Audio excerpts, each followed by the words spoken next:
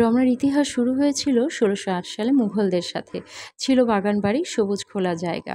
পরে ব্রিটিশরা রমনা পরিষ্কার করে এবং সেখানে অভিজাতদের সন্ধ্যায় হাঁটার জন্য রেসকোর্স বুলেভার্ড তৈরি করা হয়েছিল। হ্যালো এভরিওয়ান, আসসালামু আলাইকুম। সবাই কেমন আছেন? আশা করছি সবাই অনেক ভালো আছেন। আমি হ্যাপি নতুন একটা ব্লগে আপনাদের সবাইকে ওয়েলকাম করছি।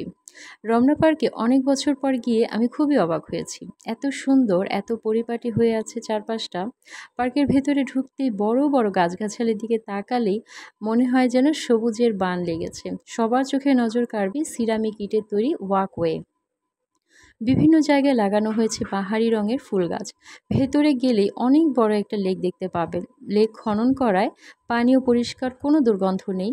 বেশি নজর কাড়ে লেকের দুই পাড়ে তৈরি ডেক, যেখানে কাঠের পাটাতনে করা হয়েছে হাঁটার ব্যবস্থা। লেকে ঘোরার জন্য বোটিংয়েরও ব্যবস্থা আছে। আপনারা চাইলে বোটে করে পুরো লেকটা ঘুরে দেখতে পারেন।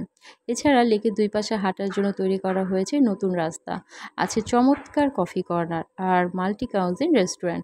খাবার বাইরে আনতে দেওয়া হয় না, মানে রেস্টুরেন্টের খাবার আপনারা বাইরে নিয়ে আসতে পারবেন না। আর এসবই রমনাতে নতুনভাবে সংস্কার করা হয়েছে, আগে যেটা কখনোই ছিল না।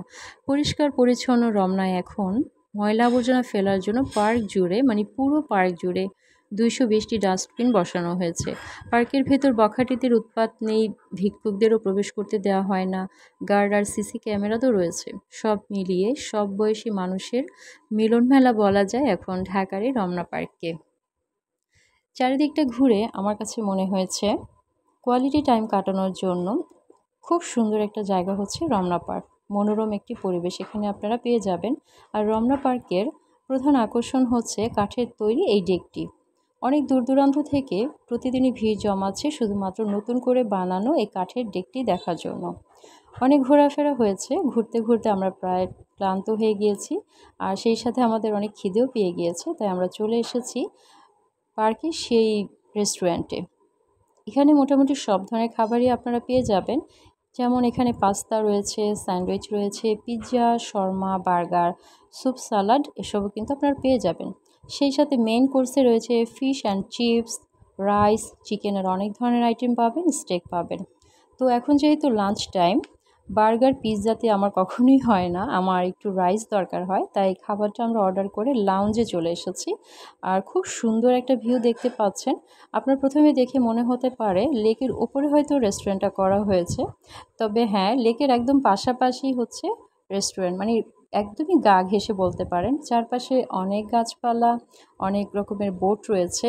খুব সুন্দর একটা জায়গা। প্রথমে কিন্তু আমরা লাউঞ্জেই বসতে চেয়েছিলাম, যেহেতু এখন দুপুর, মানে সময়টা তো দুপুরবেলা ছিল, একটু রোদও ছিল, তাই কিন্তু আমরা বাইরে বসি নাই, ভেতরেই বসেছিলাম। আমাদের খাবারটা চলে এসেছে। আমাদের খাবারে ছিল fried rice, egg fried rice, sauté vegetable, grill chicken.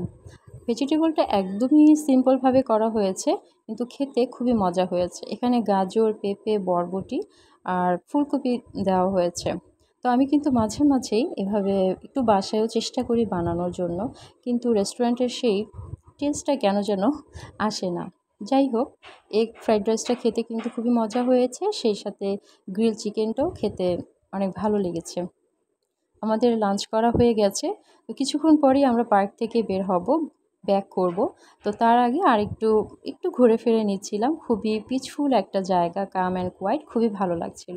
আজকের ভিডিওটা এখানেই শেষ করে দিচ্ছি। আমার ভিডিওটা কেমন লেগেছে জানাবেন। যদি ভালো লাগে আমার পেজটা ফলো করে আমার সাথে থাকবেন। সবাই ভালো থাকবেন।